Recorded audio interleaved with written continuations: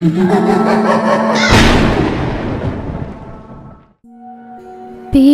டாபா. நாக்பூர் ஹைவேல ஜெய் அவனுடைய மனைவி மிதிலா கூட கார்ல போய்கிட்டு இருந்தான். அப்ப ஜெய் அங்கிருந்து ஒரு டாபாவை பார்த்தான். Mithila, stop the car. என்னாச்சு? அங்க பாரு டாபா. சின்ன வயசுல அப்பா அம்மா கூட நான் இங்க சாப்பிட்டேன். ரொம்ப வருஷமா இது திறக்கவே இல்லை. இப்பதான் திறந்திருக்கு போல. சரி, அப்படின்னா சாப்பிடலாம் வா. மிதிலா ஜெய் 2 பேரும் அந்த டாபாக்குள்ள போனாங்க. அங்க இருக்கிறது 2 வெயிட்டர், கன்பத், சம்பத். அவங்க 2 பேரும் ஜெய் பக்கத்துல வந்தாங்க.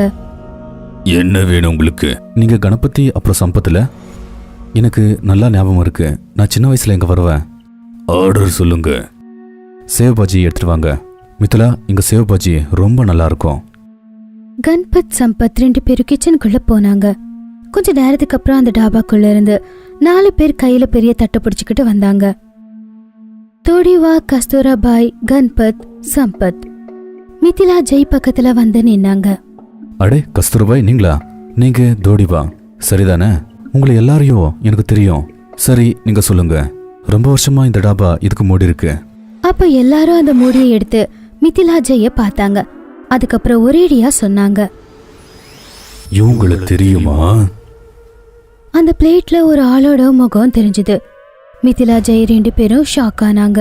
அவங்க சரியா கவனமா பார்த்தப்போ அவங்க 4 பேரும் பேயா மாறி இருந்தாங்க. ஜெய், ஜெய் வா இங்கிருந்து, ஏதோ தப்பா நடக்குது. இவங்கள தெரியாதா? எனக்கு தெரியாது. உங்களுக்கு என்னாச்சு? ஜெய் வா, இதெல்லாம் பேய். பேய்ங்க ஜெய் அப்புறம் மிதிலாவை சுத்தி வளைச்சு அவங்களுடைய கழுத்தை கடிச்சு ரத்தம் குடிக்க ஆரம்பிச்சதுங்க. கொஞ்ச நேரம் வரைக்கும் அவங்க கத்துற சத்தம் கேட்டுக்கிட்டு இருந்துச்சு. அதுக்கப்புறம் திடீர்னு அமைதியாயிடுச்சு. இவங்கள உள்ள எடுத்துட்டு போ, கஸ்டமர்ஸ் வராங்க பாரு. அந்த டாபாவுக்கு எத்தனை கஸ்டமர்ஸ் வந்தாலும் அவங்க நிலைமையும் இதுதான். அவங்க 4 பேரா சேர்ந்து அவங்கள கொன்னுடுவாங்க. முதல்ல பிளேட்டை காட்டி ஒரு ஆளோட முகத்தை காட்டுவாங்க. அதுக்கப்புறம் கஸ்டமர்ஸோட ரத்தத்தை குடிச்சு அவங்கள கொன்னுடுவாங்க. அங்க வந்த எந்த கஸ்டமருக்கும் பிளேட்ல தெரியற அந்த முகம் யாருன்னு தெரியாது. அதனால செத்துருவாங்க. அதுக்கப்புறம் அவங்க 4 பேரும் எல்லாரையும் கொன்னுடுவாங்க. அங்க என்ன நடக்குது அப்படிங்கிற ரகசியம் யாருக்குமே தெரியவே இல்லை. ஒரு நாள் நைட்டு என்ன நடந்துச்சுன்னா, ராகவ் அப்புறம் சர்வரி அந்த ஹைவேல ரொம்ப ஸ்பீடா வந்துகிட்டு இருந்தாங்க.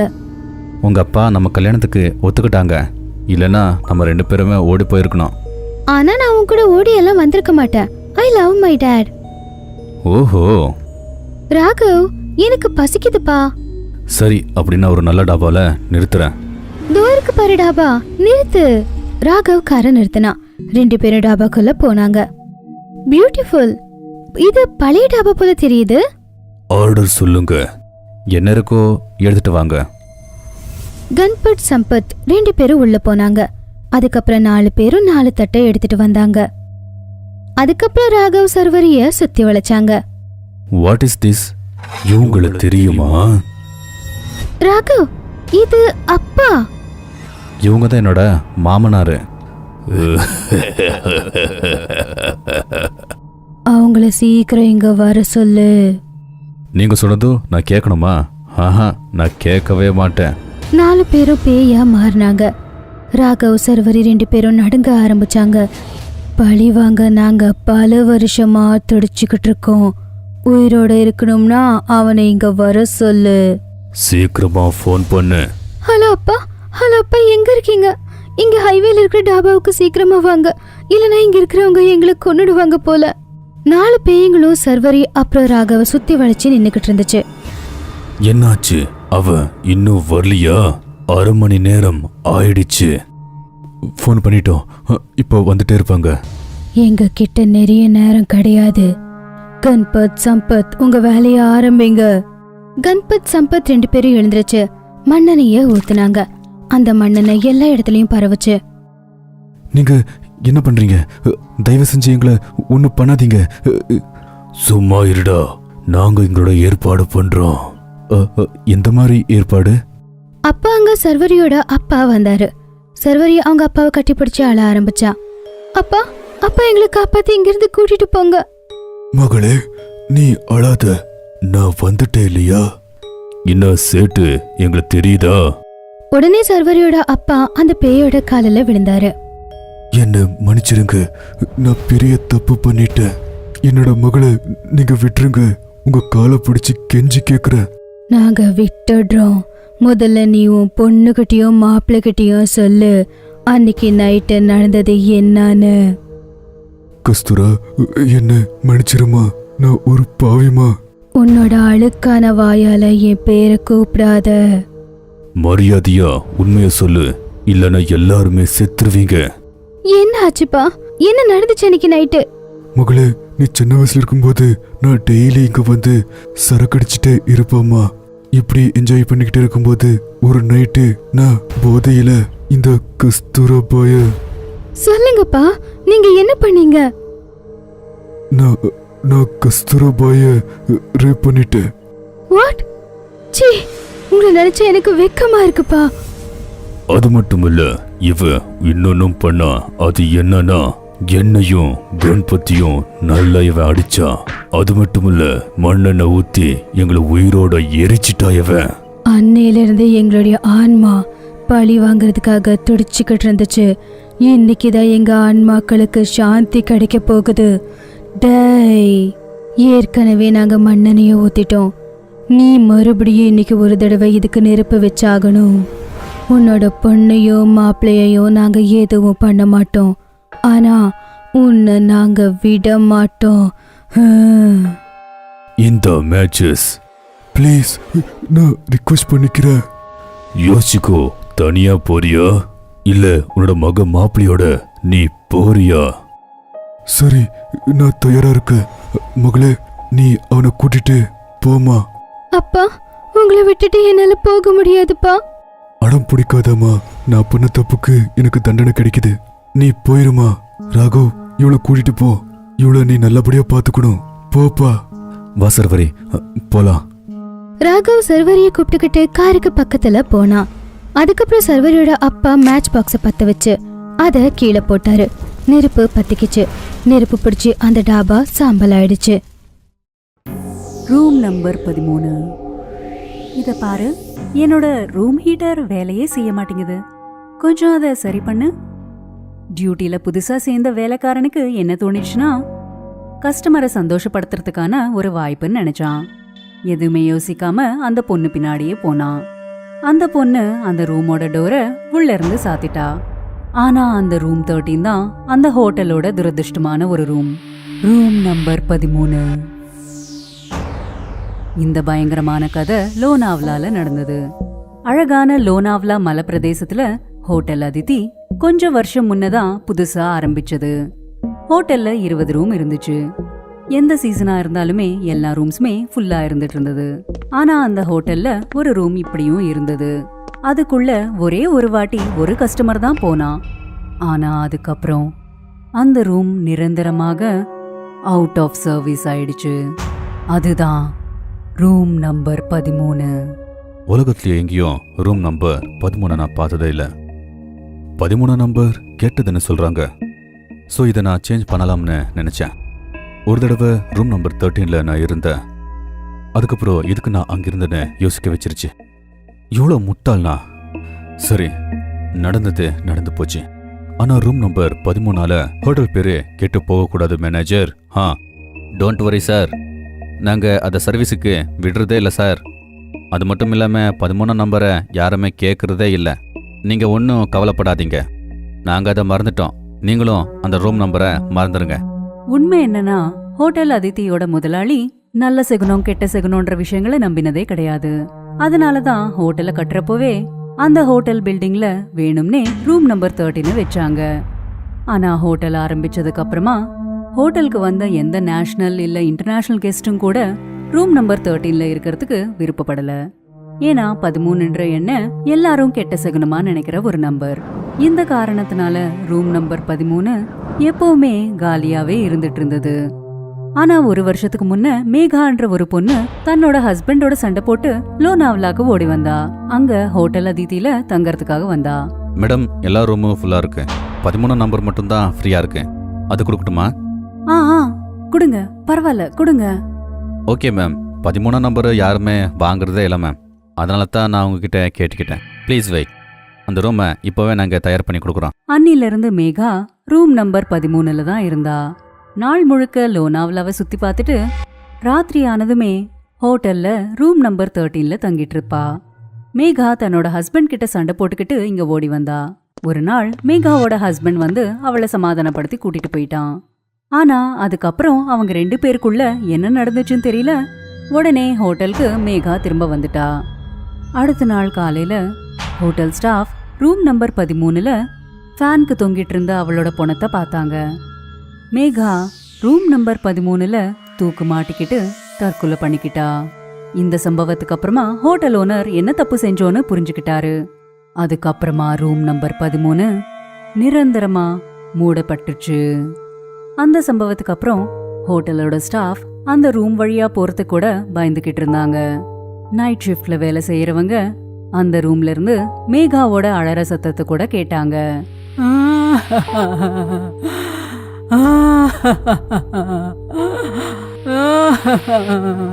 விஷால், நீ தப்பு செஞ்சிட்ட.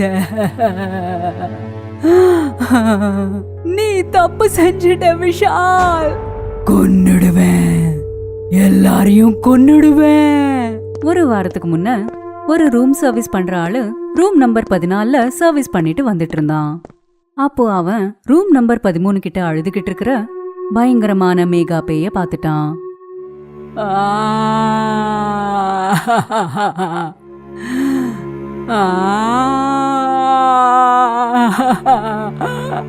அந்த நிமிஷமே ரூம் சர்வீஸ் பண்ற பையன் ஓடி போயிட்டான்.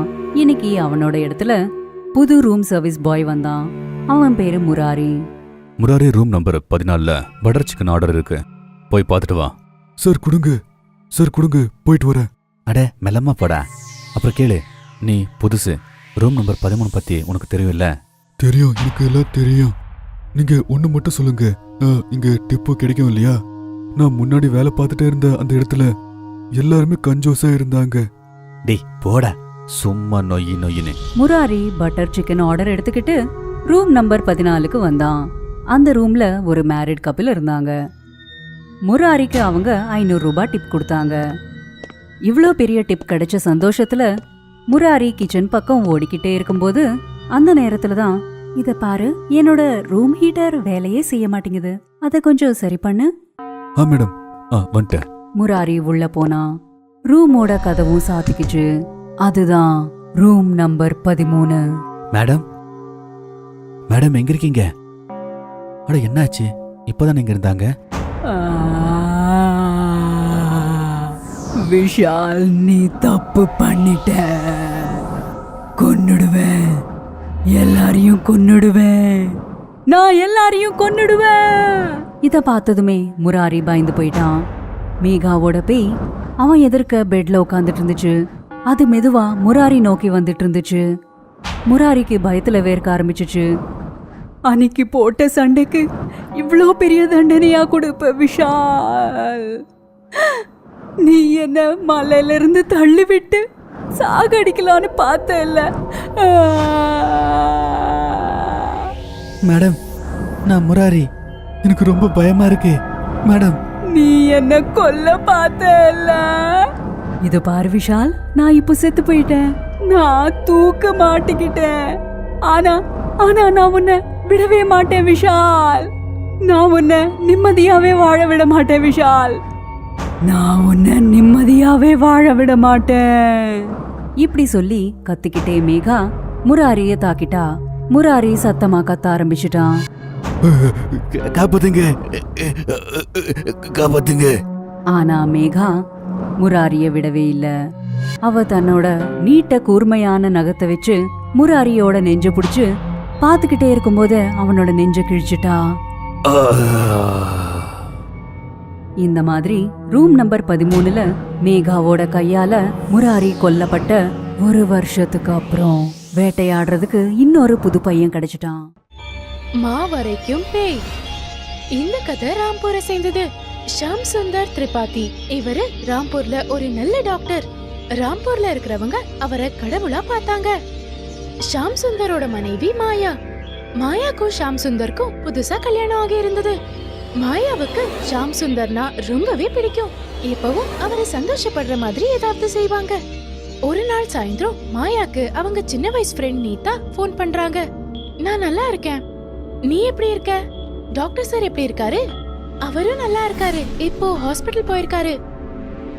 சரி, ஒரு விஷயம் சொல்லு, உன்ன மாதிரி ஒரு பொண்ண ஷாம் சுந்தர் சாருக்கு எப்படி பிடிச்சது? ஏன்னா ஆசம்கட்ல உன் கணவரோட தம்பி கொஞ்சம் ஒரு மாதிரியா இருக்காரே. நான் இப்போ அப்படிலாம் இல்ல, ரொம்பவே மாறிட்டேன். கணவரே தெய்வம், அப்புறம் என் மாமியார், இவ்வளவுதான். இவங்கள தவிர எனக்கு வேற எதுவும் இல்ல. சரி பாய், நான் வைக்கிறேன். சுந்தருக்கு கடலை மாவு லட்டுனா ரொம்பவே பிடிக்கும், அதனாலதான் மாவு அரைச்சிட்டு வர நான் கடைக்கு போயிட்டு இருக்கேன். சாயந்தரம் சரியா 9:30 மணிக்கு கடலையை எடுத்துக்கிட்டு மாயா அவங்களோட வேலைக்காரர் ஜெகன் கூட கார்ல உட்காந்துக்கிட்டு கடைக்கு போயிட்டு இருந்தாங்க.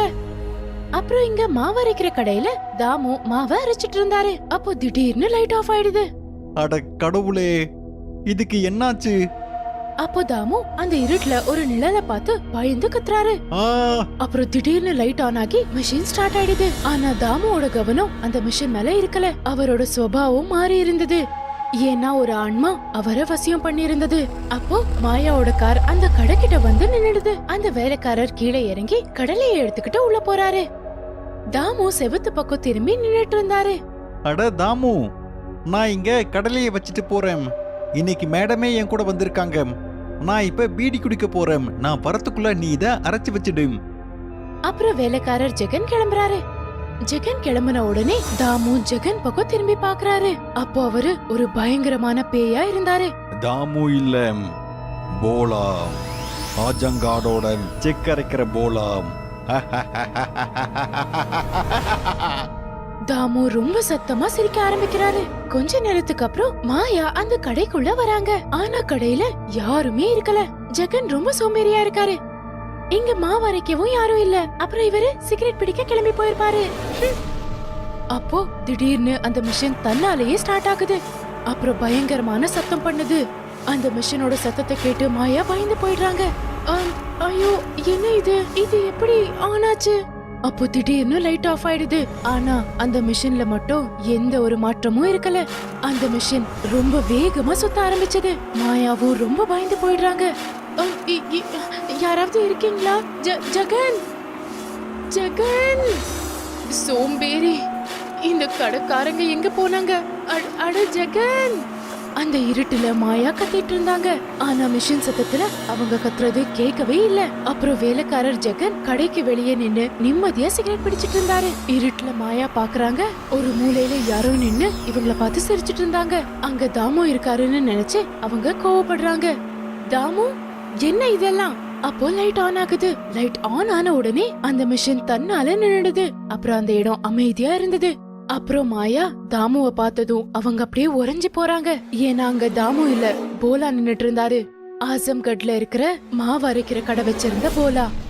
நீயா? நீ இறந்து போயிருந்ததானே? ஆமாம், இறந்துதான் போனேன். உன்னை கொல்லதான் நான் வந்திருக்கேன்.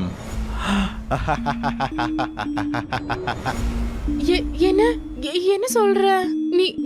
நீ என்னையே கொல்ல நினைக்கிற? அந்த நாளை மறந்துட்டியா? என் செக் மிஷின் இருக்கிற இடத்துக்கு வந்திருந்தையே. போலா சொன்னதை கேட்டு மாயா மெய் மறந்து நிக்கிறாங்க. அப்புறம் அவங்களுக்கு அவங்களால ஒரு அப்பாவி தன்னோட வாழ்க்கையே இழந்த நாள் அவங்களோட ஞாபகத்துக்கு வருது. மாயா ஆசம்கட்ல ஒரு பெரிய குடும்பத்துல ரொம்ப செல்லத்தோட வளர்ந்த ஒரு அழகான பொண்ணு. 24 மணி நேரமும் மொபைல்லயே இப்படியே பேசிட்டு இருக்கா. இங்க பாரு, போலாராமோட கடைக்கு போய் மாவு அரைச்சிட்டு வா போ, சீக்கிரம் கிளம்பு.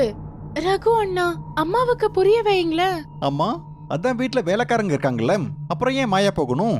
இங்க பாரு ரகு, இந்த விஷயத்துல அப்பா பையன் சொல்றத என்னால கேட்க முடியாது. நீங்க 2 பேரும் இந்த அம்மா பொண்ணு விஷயத்துல தலையிடாதீங்க. மாயா, நீ இப்ப போறியா இல்ல நான் மொபைல் வாங்கி வச்சுக்கவா? மாயாவுக்கு ரொம்ப அதிகமா கோவம் வருது. ஆனாலும் அவங்க அவங்களோட அம்மாவுக்கு பயந்துகிட்டு கோதுமை டப்பாவை எடுத்துக்கிட்டு போலாராமோட கடைக்கு போறாங்க. போலாராம் ஒரு நேர்மையான நல்ல மனுஷனா இருந்தாரு. பாரத தூக்கிட்டு வந்துட்டு இருக்கிற மாயாவை பார்த்ததும் அவர் இந்த கோதுமை டப்பாவை வாங்கிக்க அவங்க கிட்ட போறாரு. அப்போ தவறுதலா அவரோட கை மாயாவோட இடுப்புல பட்டுடுது. அப்போ மாயா கோவத்தோட போலாராம அடிச்சிடுறாங்க. உனக்கு இவ்ளோ தைரியமா? நீ ஏன் இடுப்புலயே கை வைப்பியா? அப்போ மாயாவோட அண்ணன் ரகு அங்க வராரு. என்னாச்சு மாயா? இவன் என்னோட இடுப்பை தொட்டுட்டான்னா. தங்கச்சி தப்பா புரிஞ்சிருக்காங்க அண்ணா. ரகுவுக்கு கோவம் வந்துடுது. அப்புறம் அவரு போலாவோட தலைய அந்த மிஷினுக்கு இடிச்சு அவரை கொன்னுடுறாரு. ஏதாவது ஞாபகம் வந்ததா? ஆ? அது அது தப்பாயிடுச்சு போலா. அன்னைக்கு அம்மா மேல இருந்த கோவத்தை நான் உன் மேல காட்டிட்டேன். தயவு செஞ்சு மன்னிச்சிடு. உன்னோட தப்பால என் வாழ்க்கையே போயிடுச்சு. இப்போ உன் வாழ்க்கையும் போக போகுது. ஆ. அப்போ அந்த போலா பேய் மாயாவை நோக்கி வருது. மாயா கத்த ஆரம்பிக்கிறாங்க. காப்பாத்துங்க, யாராவது என்ன காப்பாத்துங்க, தயவு செஞ்சு காப்பாத்துங்க, காப்பாத்துங்க. அப்போ திடீர்னு அந்த மிஷின் ஸ்டார்ட் ஆயிடுது. மாயா கத்துற சத்தமே கேட்கல. அப்புறம் போலா மாயா கிட்ட வந்து அவங்களோட தலைய பிடிச்சு அவங்களோட தலைய அந்த மிஷினுக்கு இடிச்சு இடிச்சு அவங்கள கொன்னுடுறாரு. இந்த மாதிரி தப்பா புரிஞ்சுக்கிட்டு தப்பா நடந்துகிட்டதுக்காக மாயாவுக்கு தண்டனை கிடைச்சது. டிக்டாக் காரி பேய். மும்பையோட எஸ்கேஎஸ் காலேஜ்ல ரவி இன்ஜினியரிங் படிச்சுக்கிட்டு இருந்தான். ரவியோட எல்லா ஃப்ரெண்ட்ஸும் டிக்டாக் பயன்படுத்திட்டு இருந்தாங்க. இவங்க எல்லாரையும் பார்த்து ரவி கூட டிக்டாக்ல அவனுடைய அக்கௌண்ட்டை ஓபன் பண்ணான். ரவி ரொம்ப நாளா டிக்டாக் செஞ்சுக்கிட்டு இருந்தான். ஆனா அவனுடைய ஃபாலோவர்ஸ் அதிகமாகவே இல்லை. ஒரு நாள் ரவி காலேஜ்ல இருந்து வீட்டுக்கு வந்தான். அப்புறம் அவனுடைய போனை பார்த்தான். அப்போ அவன் புது டிக்டாக் வீடியோ சேலஞ்ச பார்த்தான். அந்த வீடியோல ஒரு பொண்ணு நகரத்துல இருக்கிற ஒரு பேய் பங்களாவுக்கு போய் ஐம் டேர் டெவில் அப்படின்னு சொன்னான். அதுக்கப்புறம் மற்ற டிக்டாக் செய்யறவங்களையும் இந்த மாதிரி செய்ய சொல்லி சேலஞ்ச் பண்ணான். மும்பைல அந்த பில்டிங்கை பத்தி நிறைய வதந்திகள் இருந்துச்சு. ஆனா ஃபாலோவர்ஸ்க்காக ரவி அந்த சேலஞ்ச் அக்செப்ட் பண்ணான். ஃபாலோவரை அதிகமாக்குறதுக்கு இதுதான் சரியான சான்ஸ். ரவியோட ஃப்ரெண்ட் அருண் அவன் அங்க போறத தடுத்தான். ஆனா ரவி கேட்கவே இல்லை. அடுத்த நாள் நைட்டு அவன் அந்த பேய் பங்களாவில் டிக்டாக் வீடியோ செய்யறதுக்கு போனான். ரவி ரெக்கார்டிங் ஸ்டார்ட் பண்ணி உடனே ஐம் டேர் டெவில் அப்படின்னு சொன்னான். அப்போ அங்க பின்னாடி இருந்த கதவு தானாவே சாத்திக்கிச்சு. அப்போ பில்டிங்ல யாரோ சத்தமா சிரிக்கிற சத்தம் கேட்டுச்சு. யாருங்க இருக்கீங்க? விளையாடாதீங்க. அங்க யாரு இருந்தாலும் முன்னாடி வாங்க. அப்போ திடீர்னு ரவி பக்கத்துல ஒரு பேய் வந்துச்சு. அது அதோட மொபைல்ல ரவியை ரெக்கார்ட் பண்ண ஆரம்பிச்சது. விளையாட்டு இல்ல, மரணம். உன்னுடைய மரணம் நடக்க போகுது இங்க.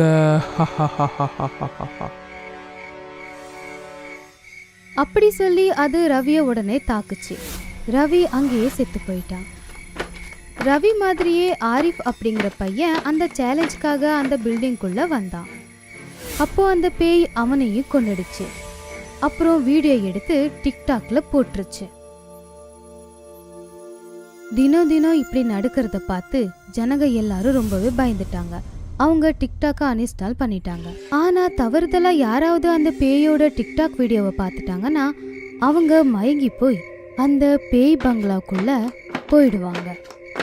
அதுக்கப்புறம் அந்த டிக்டாக் பேய் அவங்கள கொடூரமா கொன்னுடும். அந்த டிக்டாக் பேயோட செய்தி நகரம் முழுக்க பரவுச்சு. ஒரு நாள் அருண் அவங்க தாத்தா கிட்ட ரவிய பத்தி சொன்னான். எல்லாருக்குமே 100 தடவை சொல்லியாச்சு, அந்த பில்டிங்ல பேய் இருக்குன்னு. அந்த பில்டிங் கிட்ட போயிடாத. இந்த காலத்து பசங்க என்னோட பேச்சு எங்க கேக்குறாங்க? கேக்குறதே இல்ல. இல்ல தாத்தா, எனக்கு என்னமோ இது வேற மாதிரி தோணுது. அப்படி அங்க பேய் இருந்தா இந்த சேலஞ்ச் பண்ற பொண்ண ஒண்ணுமே பண்ண மாட்டேங்குதே. ஆமாண்டா, நீ சொல்றது சரிதான். ஆனா அதுக்கு பதில் அந்த பொண்ணுதான் கொடுக்கணும். அப்புறம் 2 பேரும் சேர்ந்து போலீஸ் ஸ்டேஷனுக்கு போனாங்க. அப்புறம் அந்த சேலஞ்ச் பண்ண பொண்ணை பத்தி போலீஸ் கிட்ட சொன்னாங்க. கொஞ்ச நேரம் ஃபைல்ஸ் எல்லாத்தையும் செக் பண்ணதுக்கு அப்புறம் சில மாசத்துக்கு முன்னாடி அவளை கண்டுபிடிச்சாச்சு. அவளோட பேர் ஸ்ருதி. 2 மாசமா எங்க போனான்னு தெரியல. ஆனா அந்த வீடியோவை எப்படி எதுக்கு பண்ணா? இதுல என்னவோ மர்மம் இருக்கு. அப்புறம் அவங்க எல்லாரும் அந்த பேய் பில்டிங்க்கு போனாங்க. ஆனா அங்க அவங்களுக்கு எதுவுமே கிடைக்கல. சார், அந்த பேய் டிக்டாக் பண்றவங்கள மட்டும்தான் கொன்னுட்டே இருக்கு. எனக்கு என்ன தோணுதுன்னா நம்ம டிக்டாக் பண்ணா அந்த பேய் வரலாம். அப்புறம் அருண் ரெக்கார்டிங் ஸ்டார்ட் பண்ணிட்டு சொன்னான், ஐ எம் டேர் டெவில். இப்படி சொன்னதும் அந்த பேய் எல்லாருக்கும் முன்னாடியும் வந்துச்சு. என்னடா இது, இன்னைக்கு சாகிறதுக்காக 3 பேர் வந்திருக்கீங்களா? ஒன்றும் பிரச்சனை இல்லை, நான் உங்க எல்லாருடைய மரணத்தையும் ரொம்ப நல்லாவே செய்கிறேன். இப்படி சொல்லி அந்த பேய் அருணை தாக்க ஆரம்பிச்சது. உடனே இன்ஸ்பெக்டர் அவர் கழுத்துல இருந்த மாலைய அந்த பேய் கழுத்துல போட்டாரு. உடனே அந்த பேய் தடுமாற ஆரம்பிச்சது. இதுக்கு நீ ஜனங்களை கொல்ற சொல்லு, இல்லனா இப்பவே உன்னை சுட்டு தள்ளிடுவேன். நான் எல்லாரையும் பழி வாங்கணும். என்னுடைய சாவுக்கான பழி. நான் டிக்டாக்ல ரொம்ப ஃபேமஸா இருந்தேன். ஆனா அதை பார்த்து என் ஃப்ரெண்டு என் மேல ரொம்ப பொறாமப்பட்டான். ஒரு நாள் என்னுடைய ஃப்ரெண்ட் இந்த பில்டிங்ல டிக்டாக் வீடியோ பண்றதுக்காக என்னை கூப்பிட்டான். அவன் என்னை கொன்னுட்டான். இந்த டிக்டாக்கால நான் இறந்து போயிட்டேன். அதனால நான் எல்லா டிக்டாக் செய்யறவங்களையும் கொன்னாதான் என்னுடைய ஆத்மாவுக்கு சாந்தி கிடைக்கும். இப்படி சொல்லி அந்த பேய் அந்த மாலைய பிச்சு எரிஞ்சிருச்சு. அதுக்கப்புறம் அது இன்ஸ்பெக்டரோட கழுத்தை பிடிச்சு மேல தூக்கிடுச்சு. அவ இன்ஸ்பெக்டரை சாகடிக்க அப்போ அங்க அருணோட தாத்தா ஸ்ருதி, அதாவது அந்த பேயோட அப்பா அம்மாவை கூப்பிட்டுக்கிட்டு வந்தாரு. நல்லம்மா, அவங்கள விட்டுறனே, இதுக்கெல்லாம் காரணம் அவங்க எல்லாம் தானே, விட்டுரு. அவங்க அப்பா அம்மாவை பார்த்து அந்த பேய் அமைதியாயிடுச்சு. அதுக்கப்புறம் அழ ஆரம்பிச்சுது. நான் இன்ஸ்பெக்டர், நான் அவங்களுக்கு தண்டனையை தரேன். நீ இப்படியெல்லாம் கொல்லுறத நிறுத்தணும். யாரோ ஒருத்தர் பண்ணதுனால எல்லாருக்குமே தண்டனை கொடுக்க கூடாது. அதுக்கப்புறம் இன்ஸ்பெக்டர் ஸ்ருதியோட ஃப்ரெண்டை கைது செஞ்சு ஜெயில அடைச்சிட்டாரு. இதை பார்த்ததும் ஸ்ருதியோட ஆத்மா சாந்தி ஆயிடுச்சு. ஒரு பேய் இருந்தா. இந்த கதை ராமாபுரமோடது. ராமாபுரம் ஒரு சின்ன பட்டினம். அந்த ஊர்ல நந்தன்வன் என்கிற ஒரு காலனி இருந்தது. நந்தன்வன் காலனி அந்த ஊர்லயே ரொம்பவே சுத்தமான, அழகான, அமைதியான ஒரு காலனி. காலனி முழுவதும் அழகான சின்ன சின்ன வீடுகள். அந்த வீடுகளுக்கு முன்னாடி பச்சை பசேன்னு மரங்களும் இருந்தது. காலனியோட சுற்றுச்சூழல் கூட ரொம்பவே சுத்தமா அழகா இருக்கும். காலனில owner, tenant, doctor, lawyer, teacher மாதிரியான மிடில் கிளாஸ் ஆட்கள் ரொம்பவே சந்தோஷமா கூடி சேர்ந்து வாழ்ந்தாங்க. காலனில இருக்கிற குழந்தைங்கள்லாம் ஸ்கூலுக்கு போவாங்க. லீவ் நாட்கள்ல காலனி வெளியில இருக்கிற செடி மரங்களோட விளையாடுவாங்க. ஒரு நாள் நடந்த விஷயம். ஷாம்லால் என்கிறவர் அவரோட வீட்டு முன்னாடி அவரோட மனைவிக்காக காத்துக்கிட்டு இருந்தாரு. அவருக்கு மார்க்கெட் போக வேண்டி இருந்தது. அப்போ மகன்லால் என்றவர் ஒருத்தர் வந்து ஷாம்லால் கிட்ட பேசிக்கிட்டு இருந்தாரு. ஷாம்லால் சார், எப்படி இருக்கீங்க? அவசரமா கிளம்பிட்டீங்க? ஆப்பா, நான் ரொம்ப நல்லா இருக்கேன். அப்புறம் நீங்க நல்லா இருக்கீங்களா? நான் உங்ககிட்ட ஒரு கேள்வியை கேட்டாகணும். கேளுங்கப்பா. என்ன? நீங்க உங்க வீடை வாடகைக்கு விடுறீங்கல்ல? என் கூட படிச்சவன் ஒரு ஃப்ரெண்டு இங்க வரான். அவனுக்கு நீங்க கொடுக்குறீங்களா? அட என்னப்பா, நீங்க ரொம்ப லேட்டா சொல்றீங்க. என்னாச்சு? வாடகைக்கு விட்டுட்டீங்களா? ஆமா ஆமா, ஒரு தாத்தாவுக்கு வாடகைக்கு கொடுத்துருக்கேன். கவர்மெண்ட்ல இருந்து என்ன கொடுக்குறாங்களோ அதை வச்சு அவங்க வாழ்க்கையை நடத்திட்டு இருக்காங்க. நான் அதான் கொடுத்தேன். தாத்தா இல்ல, அதனால பிரச்சனையே வராதுன்னு. அப்படியா? சரி சரி, பரவாயில்ல. ஆமா, அந்த தாத்தா எங்க இருக்காங்க? நான் பார்த்ததே இல்லையே. அட, அந்த தாத்தா இன்னும் வரல. அவங்களோட பொருட்களை மட்டும் இங்க விட்டுட்டு போயிருக்காங்க. எப்ப வராங்களோ தெரியல. அட லட்சுமி, சீக்கிரம் வா. எவ்வளவு நேரம்? இந்த பொம்பளைங்க லேட் பண்ணிக்கிட்டே இருக்காங்க. சந்தைக்கு வேற போகணும். இது ஒரு சண்டே அன்னைக்கு மதியம் நடந்த விஷயம்.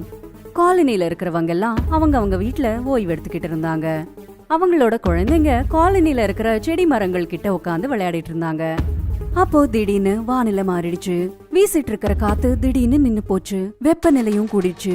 ஆகாயத்துல காக்கங்கள் காவ் காவுன்னு கத்திட்டு இருந்தது. ஒரேடியா எல்லாம் மாறிடுச்சு. பாவம் சின்ன சின்ன குழந்தைங்க ரொம்பவே கஷ்டப்பட்டாங்க. அடேங்க அப்பா, எனக்கு ரொம்ப வேத்து கொட்டுது. சூடா இருந்தா சட்டைய அவுத்துடு. ஆத்துட்டோமா? இல்லை இல்லை, அம்மா பார்த்தாங்கன்னா அடிப்பாங்க. அதே நேரத்துல குழந்தைங்களுக்கு டக் டக்குன்னு சத்தம் கேட்டுச்சு. இந்த டக் டக் சத்தம் இங்க இருந்து வருது. வாங்க போய் பார்க்கலாம். அப்புறம் குழந்தைங்கெல்லாம் ரோட்டுக்கு வந்து பார்த்தாங்க. அங்க ரோட்ல ரொம்பவே வயசான ஒரு அம்மா கைத்தடியை புடிச்சுக்கிட்டு ரொம்ப மெதுவா நடந்துகிட்டு வந்துட்டு இருந்தாங்க. அந்த கைத்தடி அடிக்கடி அவங்களோட கையில இருந்து நழுவிக்கிட்டே இருந்தது. ஆனாலுமே ஒரு புன்னகையோட ஜாகிரதையா நடந்துகிட்டே வந்தாங்க. அங்க பாருங்க, அந்த பாட்டி பார்க்கறதுக்கு எவ்வளோ அழகா இருக்காங்கல்ல. சரி வாங்க அந்த பாட்டி கிட்ட போலாம்.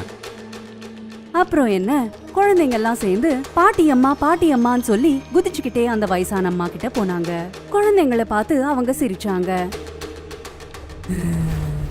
இங்க நிறையவே குழந்தைங்க இருக்காங்க. இங்க எனக்கு ரொம்பவே சந்தோஷமா இருக்க போகுது. பாட்டி நீங்க இங்க தான் இருக்கீங்களா? நான் இங்கதான் இருக்க போறேன். நான் உங்களை ரொம்பவே படுத்த போறேன். அந்த வயசான அம்மா சொன்னதை கேட்டு குழந்தைங்க சிரிச்சுக்கிட்டு இருந்தாங்க. எனக்கு இங்க கிட்ட இருக்கிற ஷாம்ன்றவங்களோட வீட்டுக்கு போகணும். சரி வாங்க, நாங்க உங்களை விட்டுட்டு வரோம். சிண்டு அவங்களோட கைத்தடியை எடுத்துக்கிட்டு அந்த வயசான அம்மாவோட கையை பிடிச்சுக்கிட்டு கூட்டிட்டு போனான். மிச்ச குழந்தைங்களும் அந்த வயசான அம்மா பின்னாடியே வந்துட்டு இருந்தாங்க. வீட்டுக்குள்ள வந்ததுமே சிண்டு இப்படி சொன்னான். சரி நாங்க போய் விளையாடுறோம். அப்போ திடீர்னு அந்த வயசான அம்மா ரொம்ப விசித்திரமா சிரிச்சுக்கிட்டே இருந்தாங்க.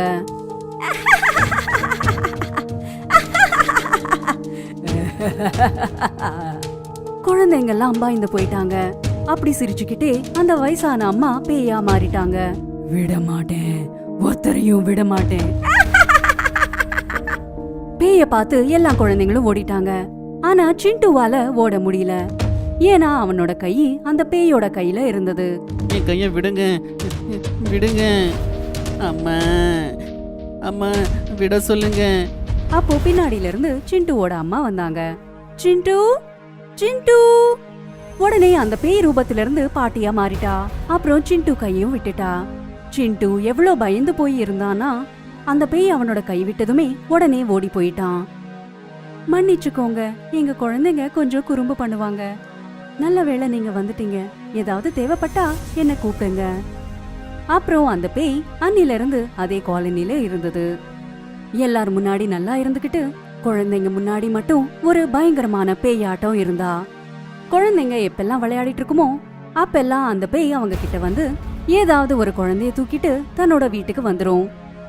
குழந்தை ரொம்பவே சத்தமா கத்திக்கிட்டே இருக்கும். மிச்ச குழந்தைங்களும் கத்திக்கிட்டே இருப்பாங்க. ஆனா யாராவது பெரியவங்க வந்தா மட்டும் அந்த கிழவி உடனே உருவத்தை மாத்திட்டு போய் சொல்லுவா. பாருங்களேன், இந்த குழந்தைங்க என் கைத்தடிய எங்கேயோ மறைச்சு வச்சுட்டாங்க. அத எங்க ஒளிச்சு வச்சிருக்காங்கன்றத சொல்லவே மாட்டேங்கிறாங்க. குழந்தைங்கெல்லாம் அவங்க அம்மா அப்பா கிட்ட அந்த கிழவிய பத்தி சொன்னாங்க. ஆனாலுமே யாரும் அவங்கள நம்பல. அப்புறம் ஒரு நாள் என்ன நடக்க கூடாதோ அதே நடந்தது. திடீர்னு சிண்டு எங்கேயோ மறைஞ்சு போயிட்டான். எல்லாரும் ரொம்ப தேடினாங்க. ஆனா சிண்டு எங்கேயும் கிடைக்கல. எனக்கு தெரியும் சிண்டு எங்க இருப்பான்ட்டு, வாங்க என் கூட. குழந்தைங்கெல்லாம் கிழவியோட வீட்டுக்கு வந்தாங்க. அங்க அந்த பேய் சிண்டுவை கட்டி போட்டு வச்சிருந்தது. அந்த பேய் அவனை பயம்பூத்திட்டு இருந்தது. உங்க அம்மா நீ ரொம்ப குறும்பு பண்ணுவேன்னு சொன்னாங்க. இப்போ எங்க போச்சு அந்த குறும்பு? ஜாகிரதை, நான் ரொம்பவே மோசமானவ. நான் குழந்தைங்களை கடிச்சு சாப்பிட்டுருவேன். ப்ளீஸ் என்ன விட்டுருங்க, என்ன விட்டுருங்க. சிண்டுவோட நிலைமைய பார்த்து குழந்தைங்களுக்கு ரொம்பவே கஷ்டமா இருந்தது. வாங்க நம்ம அப்பா அம்மாவுக்கு இத பத்தி எல்லாத்தையும் சொல்லலாம். இல்ல, அவங்க வந்தா இந்த பேய் ஏதாவது ஒரு பொய்ய சொல்லி தப்பிச்சுட்டே இருக்கும். அப்புறம் இப்போ என்ன பண்றது? சிங்கி அவளோட மொபைலை எடுத்து அந்த பேயோட வீடியோவை எடுத்தா. அப்புறம் சிங்கி அந்த வீடியோவை காலனியோட குரூப்ல போஸ்ட் பண்ணிட்டா. அந்த வீடியோவை பார்த்து காலனில இருக்கிறவங்க எல்லாம் அந்த வீட்டுக்கு வந்தாங்க. அப்புறம் அவங்க எல்லாம் சேர்ந்து சிண்டுவை பேய்கிட்ட இருந்து காப்பாத்திட்டாங்க. நீ இப்போ உருவத்தை மாத்த தேவையே இல்ல. நீ யாருன்னு இப்போ எல்லாருக்குமே தெரிஞ்சு போச்சு. குழந்தைங்க சொன்னதை நாங்க முதல்ல நம்பல. வீடியோ எடுத்தது நல்லதா போச்சு. அடிங்க அவளை. அப்புறம் காலனில இருக்கிற லேடிஸ் எல்லாம் சேர்ந்து அந்த பேய நல்லா அடிச்சு போட்டுட்டாங்க. அடி வாங்கின அந்த கிழவி பேய் அந்த காலனிய ஒரேடியா திரும்பி பார்க்காம ஓடி போயிட்டா. மணமகளாக மாறிய பேய். அன்னைக்குதான் ரஞ்சனுக்கு கல்யாணம் நடந்தது. அன்னைக்கு ராத்திரி ரஞ்சன் மாடியில தன்னோட ஃப்ரெண்ட்ஸ் கூட பேசிக்கிட்டு இருந்தான். காலேஜ் டேஸ் எல்லாம் செமடா. நாம எல்லாருமே எவ்வளோ ஜாலியா இருந்தால. அங்க ரஞ்சனோட மனைவி வந்து, என்னங்க, எனக்கு கீழே தனியா பயமா இருக்கு, நீங்க எப்ப வருவீங்க? மன்னிச்சிருங்க அண்ணி, நான் மறந்தே போயிட்டேன். என் ஃப்ரெண்டுக்கு கல்யாணம் ஆயிடுச்சுன்னு. வாடா ரஞ்சன், நாம போலாம். சரி, அவரை அனுப்பி விடுங்க, நான் கீழே போறேன். டேய் ரஞ்சன், நீ எங்க கூட இருக்கியா அண்ணி கூட இருக்கியா? நாங்க யாரு? நாங்க எல்லாம் ஸ்டார்டிங்ல மட்டும்தான் இருப்போம். கடைசி வரைக்கும் அண்ணி தான். அவங்கள கவனமா பாத்துக்கோ. வாங்கடா வாங்க, வாங்க போலாம், வீட்டுக்கு சீக்கிரமா போகணும். ஃப்ரெண்ட்ஸ் எல்லாரும் கிளம்பி போயிட்டாங்க. ரஞ்சன் ரூம்குள்ள வந்தான். அங்க அவனோட மனைவி ஜன்னல்ல இருந்து ஏதோ பாத்துக்கிட்டே நின்னுட்டு இருந்தா. அவ்வளோ வெறுப்பா உனக்கு? இன்னைக்குதான் நம்மளுக்கு கல்யாணம் ஆயிருக்கு, அவ்வளோ சீக்கிரமா போயாகணுமா? ரஞ்சன் அவனோட மனைவி பின்னாடி நின்னு, கல்கி ஏதாச்சும் பேசுமா? ரஞ்சன் அவளோட தோள் மேல கை வச்சு அவளை அவனோட பக்கம் திருப்பினான். ஆனா அவளோட மூஞ்சிய பார்த்ததுமே ரஞ்சன் பயந்து போயிட்டான். யார் நீ? நீ கல்கி இல்ல, நீ கல்கி இல்ல, நீ பேய், பேய் நீ. ஆமா, நான் பேய்தான். ஏமாத்திட்டாங்க. நீ என்னோட பொண்டாட்டி இல்ல. கல்கி, கல்கி எங்க? நான் காதலிச்ச கல்கி எங்க? நான் தான் கல்கி. அப்படின்னா நீ என்னை ஏமாத்திதான் கல்யாணம் பண்ணிக்கிட்டியா? என் கூட காதல் நாடகம் போட்டியா?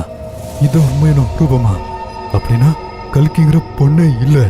ஆமா, நீ சரியாதான் சொல்ற. நீ இங்கிருந்து கிளம்பு. நான் வெளியில போறதா? நான் பேய்தான். ஆனா நான் உன் பொண்டாட்டியும் தான். 7 ஜென்மம் என் கூட இருப்பேன்னு வாக்கு கொடுத்திருக்க. கல்யாணமான அன்னைக்கு நான் வீட்டை விட்டே போகணுமா? உனக்கு பாவம் வந்து சேரும், பாவம். அட கடவுளே, என்ன பண்ணுவ? என்ன உன்னோட மனைவியாட்டம் ஏத்துக்கோ, அப்புறம் என்னோட பசிய தீத்துவே.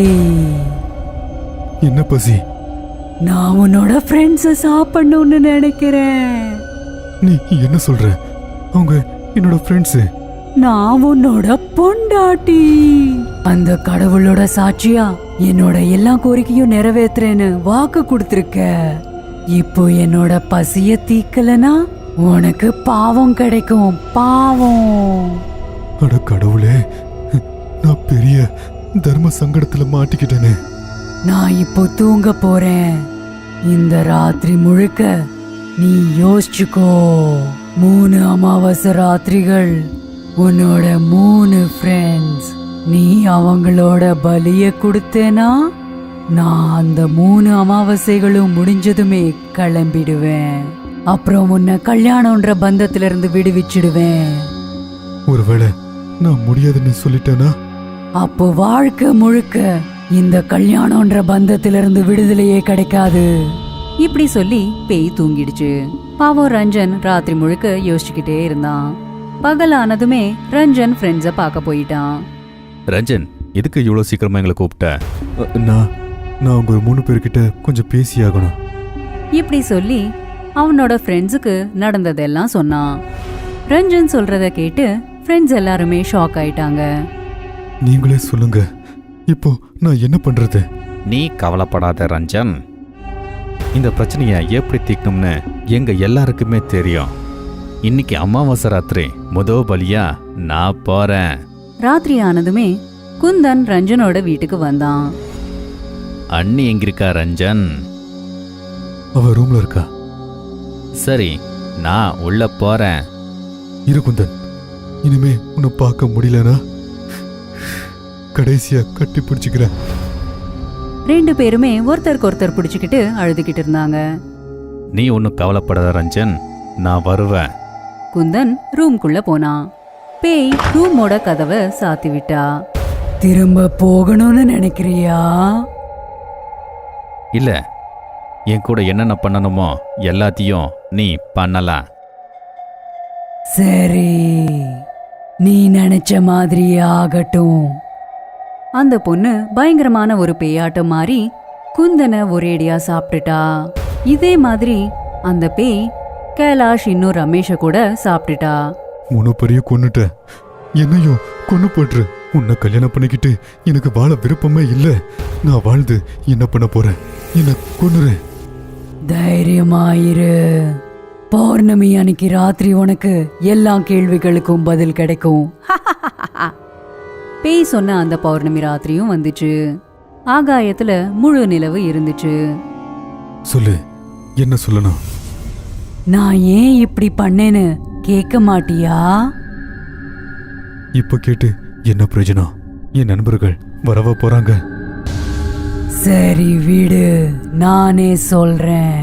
இது 100 வருஷத்துக்கு முன்னாடி நடந்தது. என்னோட காதலன் பேரு மனோகர். நான் அவனை ரொம்ப காதலிச்சேன்.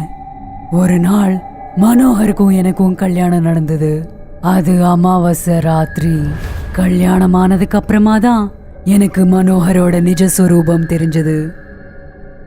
மனோகரும் அவனோட 3 ஃப்ரெண்ட்ஸுமே சேர்ந்து என்ன ரொம்பவே கொடுமைப்படுத்தினாங்க. அப்புறம் என்ன கொன்னுட்டாங்க.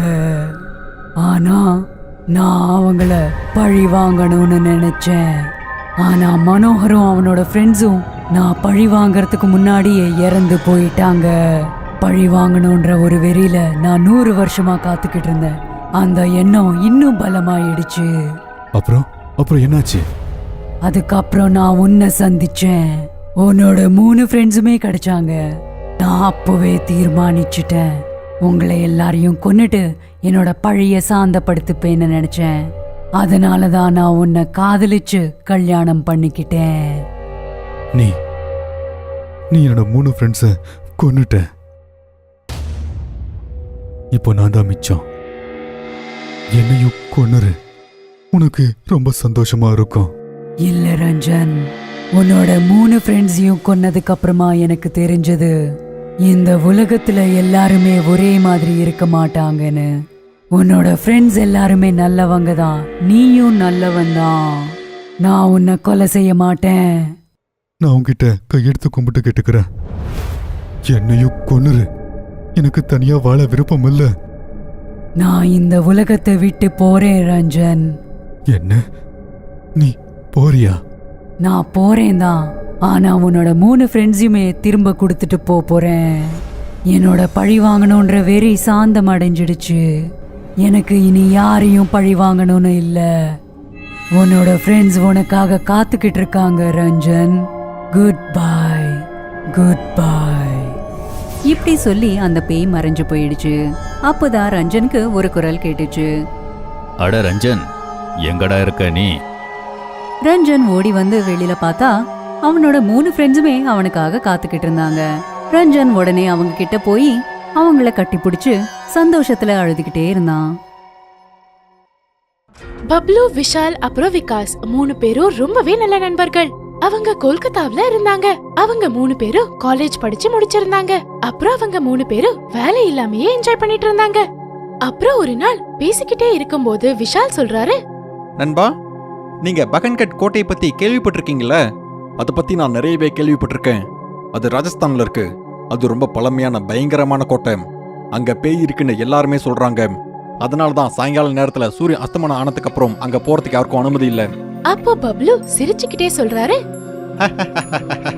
இங்க பாருங்க விகாஸ் சார், நம்மளோட அடுத்த டெஸ்டினேஷன் அதுதான், பகன்கட் கோட்டை. ஏய், நான்லாம் உங்க கூட வரவே மாட்டேன். நீங்க எப்பவுமே என்ன தொல்லை பண்ணிட்டே இருக்கீங்க. அந்த கோட்டைக்கு போனதுக்கு அப்புறம் என் கூட ஏதாவது விளையாடிட்டு இருப்பீங்க. நான்லாம் உங்க கூட வரவே இல்ல. விகாஸ் வரமாட்டேன்னு சொல்லலான்னு நினைச்சாரு. அப்படி சொன்னா அவங்க ஃப்ரெண்ட்ஸும் பகன்கட் கோட்டைக்கு போற பிளான கேன்சல் பண்ணிடுவாங்கன்னு நினைச்சாரு. ஆனா நேர்மாறா ஆயிடுச்சு. சரி, நீ வரலனா பரவாயில்ல விடு, நாங்க மட்டும் போயிட்டு வந்துடுறோம். இதை கேட்டு பாவம் விகாஸும் ஏத்துக்கிறாரு. ஏன்னா அவரால அவரோட 2 நண்பர்களை விட்டு தனியா இருக்க முடியாது. அப்புறம் 3 பேரும் ட்ரெயின்ல உட்கார்ந்து ராஜஸ்தானுக்கு கிளம்பி போறாங்க. ராஜஸ்தான்ல பஸ்லயும் டாக்ஸிலயும் டிராவல் பண்ணி அவங்க அந்த கோட்டை கிட்ட வந்துடுறாங்க. அந்த பகன்கட் கோட்டை ரொம்பவே பெருசாவும் உயரமாவும் இருந்தது. அது பார்க்கும்போது அது எல்லாரையும் கொல்ல காத்துட்டு இருந்த மாதிரி இருந்தது. இந்த கோட்டை ஏற்கனவே ரொம்பவே பழசானதா இருக்கு. அப்புறம் ஏன் எல்லாரும் இதை நினைச்சு பயப்படுறாங்கன்னு எனக்கு தெரியலையே. அப்புறம் நண்பர்கள் 3 பேரும் டிக்கெட் வாங்கிட்டு உள்ள போறாங்க. உள்ள போய் சுத்தி பாக்குறாங்க. அந்த கோட்டை உள்ள இருந்து ரொம்பவே பழசாவும் பெருசாவும் இருந்தது. ரொம்ப பெரிய பெரிய ஹால், அப்புறம் ரூம் எல்லாம் இருந்தது. அப்புறம் அங்க ஒரு பெரிய குளமும் இருந்தது. அங்க ராஜா பயன்படுத்தின பொருட்கள், அப்புறம் நிறைய பழைய பழைய விஷயங்களை பார்க்க வச்சிருந்தாங்க. அங்க நிறைய லோக்கல் அப்புறம் ஃபாரின் டூரிஸ்ட் எல்லாம் கோட்டைய பாத்துட்டு இருந்தாங்க. மெதுவா சாயந்தரம் ஆயிடுது. அப்போ திடீர்னு செக்யூரிட்டி கார்ட்ஸ் எல்லாம் உள்ள வந்து அப்படியே சத்தமா கத்த ஆரம்பிச்சாங்க. எல்லாரும் கிளம்புங்க, சாயங்காலம் ஆயிடுச்சு. இனிமே நீங்க இங்க இருக்கிறதுக்கு அனுமதி இல்ல. அந்த கார்ட் சொன்னதை கேட்டு எல்லாரும் வெளியே வர ஆரம்பிச்சாங்க. ஆனா விஷால் அப்புறம் பப்ளுக்கு மட்டும் வேற ஒரு பிளான் இருந்தது. நாம ஒரு வேலை பண்ணலாம். நாம இன்னைக்கு நைட்டு இதே கோட்டையில இருக்கலாம். இந்த கோட்டையை பத்தி எல்லாரும் சொல்றது உண்மையா பொய்யா அப்படின்னு நாம இன்னைக்கு நைட்டு இந்த கோட்டைக்குள்ளேயே இருந்து பாத்துரலாம். இல்ல நீ என்ன சாகணுமா? அட அப்படியெல்லாம் ஆகாது. நாம தான் படிச்சவங்களாச்சே. இதெல்லாம் பார்த்து நம்ம பயப்படக்கூடாது. வாங்க நம்ம போய் ஏதாவது ஒரு ரூம்ல ஒளிஞ்சுக்கலாம். அப்புறம் பப்ளுவும் விஷாலும் அங்க இருக்கிற ஒரு ரூமுக்கு போறாங்க. அப்போ விகாஸ் பாக்குறாரு, ஒரு செக்யூரிட்டி கார்டு. அவரு பார்க்க ரொம்பவே ஸ்ட்ரிக்டாவும் பயங்கரமாவும் இருந்தாரு. அவரு விகாஸ நோக்கி வந்துட்டு இருந்தாரு. இப்போ என்ன பண்றதுன்னு விகாஸ்க்கு ஒண்ணுமே புரியல. அவரு உடனே அங்க இருந்து ஓடி போய் ஒரு ரூம்ல ஒளிஞ்சுக்கிறாரு. அப்போ அந்த கோட்டையோட பெரிய கேட்ட மூடிடுறாங்க. அப்புறம் நைட் ஆயிடுச்சு. விகாஸ் ஒரு ரூம்ல இருந்தாரு. அங்க ரொம்பவே இருட்டா இருந்தது. அப்போ திடீர்னு விஷாலுக்கு விசித்திரமான சத்தங்கள் கேக்குது. அப்புறம் அவரு, பப்ளு, விஷால், எங்க இருக்கீங்க நீங்க 2 பேரும்? எனக்கு ரொம்ப பயமா இருக்கு. விகாஸ் அவங்க 2 பேருக்கும் கால் பண்றாரு. ஆனா அவங்களுக்கு காலே கனெக்ட் ஆகல. அப்போ யாரோ ஒருத்தவங்க விகாஸோட போனை புடுங்கிக்கிட்டு அத கோட்டையில இருந்து வெளியே தூக்கி போட்டுடுறாங்க. அப்புறம் அவரு அங்க ஒரு விஷயத்த பார்த்து சத்தமா கத்துறாரு. ஏன்னா அவருக்கு எதிரில ஒரு பயங்கரமான பேய் நின்னுட்டு இருந்தது.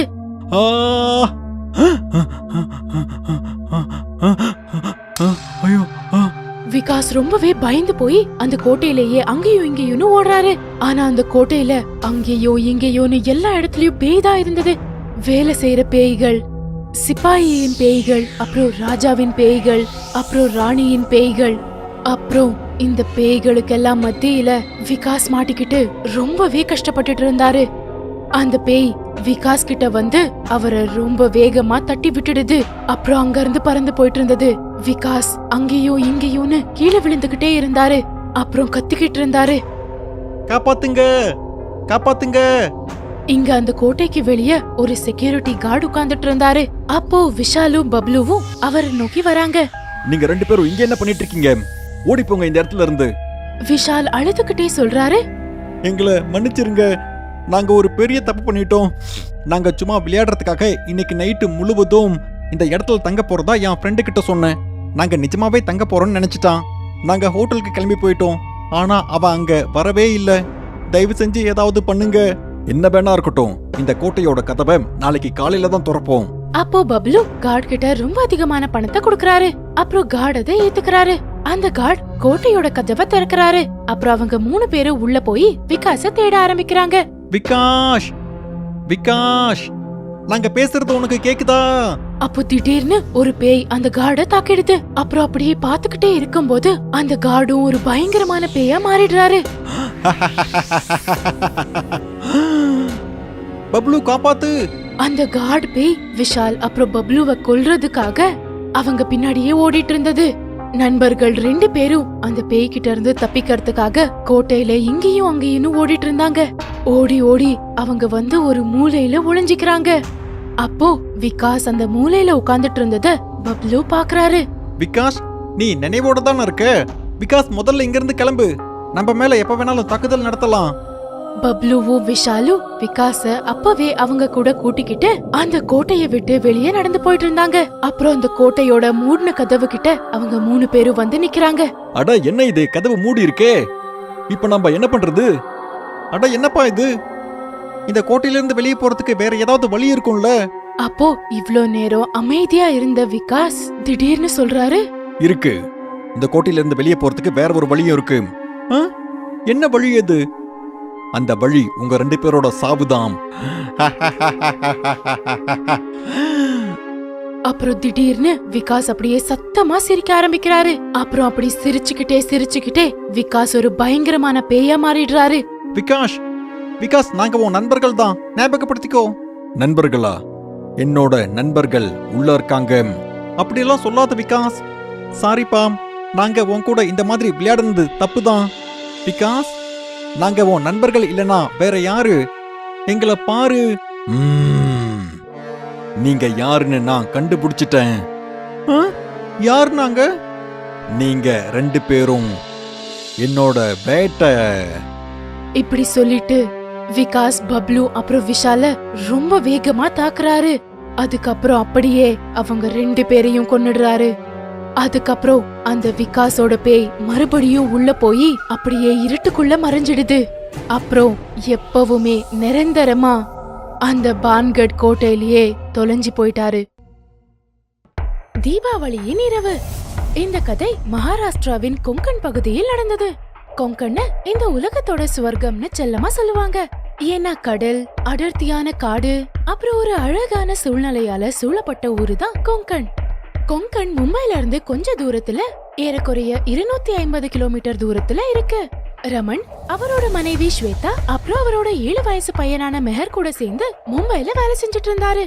அவரோட மனைவியும் ஐடி ஃபீல்ட்ல ஒரு நல்ல பொசிஷன்ல இருந்தாங்க. ரமனோட பிறந்த ஊரு கொங்கன். சாவந்த்வாடி அப்படிங்கிற ஒரு சின்ன கிராமத்துல அவரோட ஒரு அழகான வீடு இருந்தது. ஆனா இப்போ அந்த வீடு காலியா தான் இருக்கு. ஏன்னா சில வருஷத்துக்கு முன்னாடி அவரோட அப்பா அம்மா இறந்து போயிட்டாங்க. அப்புறம் அவருக்கு அண்ணன் தம்பின்னு கூட யாரும் இருக்கல. அப்போ திவாலி பண்டிகை இருந்தது. எல்லாரும் திவாலி லீவ்ல இருந்தாங்க. ஒரு நாள் ஸ்வேதா ரமன் கிட்ட சொல்றாங்க, இந்த திவாலிக்கு நாம சாவந்த்வாடி போலாமா? அங்க நமக்கு ரொம்ப பெரிய வீடு இருக்குல்ல, இப்போ எந்த நிலைமையில இருக்குன்னு கூட தெரியல. நாம அங்க போயிட்டு வந்துட்டு இருந்தா அப்போ வீடு மெயின்டைன் பண்ண மாதிரி ஆகும்ல. ரமன் இதை ஏத்துக்கிறாரு. அப்புறம் எல்லாரும் அடுத்த நாள் கார்ல உட்காந்துக்கிட்டு சாவந்த்வாடிக்கு கிளம்புறாங்க. அவங்க டிராவல என்ஜாய் பண்ணிக்கிட்டு போக போக சாவந்த்வாடி எப்போ வந்துச்சுன்னே அவங்களுக்கு தெரியல. அப்புறம் அங்க போய் அவங்க வீடு பார்த்த உடனே அவங்க பாத்துக்கிட்டே நின்னுட்டாங்க. ஏன்னா அவங்க வீடு தனியா பயங்கரமா இருந்தது. வீட்டுக்கு வெளியே அதிகமான புல் வளர்ந்திருந்தது. வீட்டை சுத்தி சிலந்தி வலையும் இருந்தது. அட அப்பா, இது ஒரு ஹாண்டட் ஹவுஸ். மகனே, நான் சின்ன பையனா இருக்கும்போது இங்க அக்கம் பக்கத்துல நிறைய வீடு இருந்தது. இப்ப பக்கத்து வீட்டுக்காரங்களா வேற இடத்துக்கு போயிட்டாங்கன்னு நினைக்கிறேன். ஒன்னும் பிரச்சனை இல்ல, நாம இத மறுபடியும் புது வீடா மாத்திடலாம். ரமன், சீக்கிரமா வேலைக்காரங்களை எல்லாம் வர சொல்லிடுங்க. ரமன் அந்த கிராமத்தாளோட உதவியால ஒரு சில வேலைக்காரங்களை வர வைக்கிறாரு. ஆனா வேலைக்காரங்க பயந்து போயிருந்தாங்க. ஒரு சிலர் உள்ள போய் கிளீன் பண்ணுங்க, ஒரு சிலர் வெளியே இருக்கிற புல்ல கிளீன் பண்ணுங்க. ஒரு வேலைக்காரர் போய் அந்த வீட்டோட மெயின் கதவை திறந்ததும் அவருக்கு எதிரில ஒரு பயங்கரமான பிசாசு அந்த கதவு கிட்டயே நின்னு சிரிச்சுக்கிட்டு இருந்தது.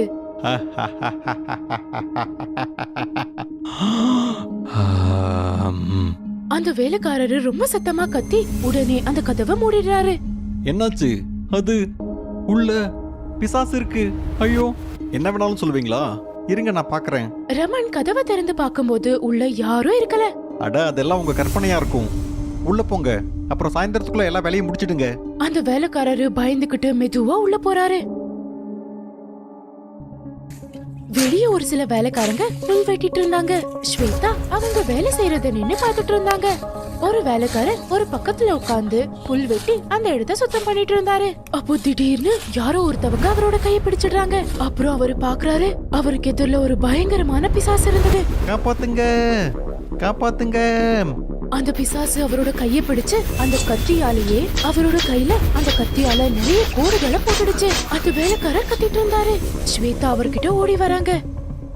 என்ன ஆச்சு? பேய், ஐயோ பேய், ஐயோ. ஆனா எதிரில யாரும் இருக்கல. அப்புறம் அவரோட கையிலயும் எந்த காயமும் இருக்கல. அட, அப்படிலாம் எதுவும் இல்ல, அது வெறும் உங்க கற்பனை தான், நீங்க கவலைப்படாதீங்க. அந்த வேலைக்காரர் அதை கேட்டு மறுபடியும் வேலை செய்யறாரு. அப்புறம் அவரு நிறைய புல்களை வெட்டி அத பின்னாடி போட்டுட்டு இருந்தாரு. அவரு அறுத்து போட்டிருந்த அந்த புல்ல ஸ்வேதா பாக்குறாங்க. அத பார்த்து அவங்க பயந்துடுறாங்க. ஏன்னா அந்த புல்லுல நிறைய ரத்தம் இருந்தது. சாயந்தரம் ஆகுறதுக்கு முன்னாடி வேலைக்காரங்க எல்லாம் வேலையை முடிச்சு கிளம்பி போயிட்டாங்க. அப்புறம் அவங்க வீடும் முழுசா சுத்தமாகி இருந்தது. அப்புறம் மெஹர் ஹால்ல உட்கார்ந்து மொபைல்ல கேம் விளையாடிட்டு இருந்தாரு. அப்புறம் ஸ்வேதா ரமன் கூட பெட்ரூம்ல இருந்தாங்க. அவங்க ரொம்ப கவலையா இருந்தாங்க. விடு ஸ்வேதா, அங்க ஏதாவது விலங்கு உட்கார்ந்து இருக்கும், அதை வெட்டி இருப்பாங்க.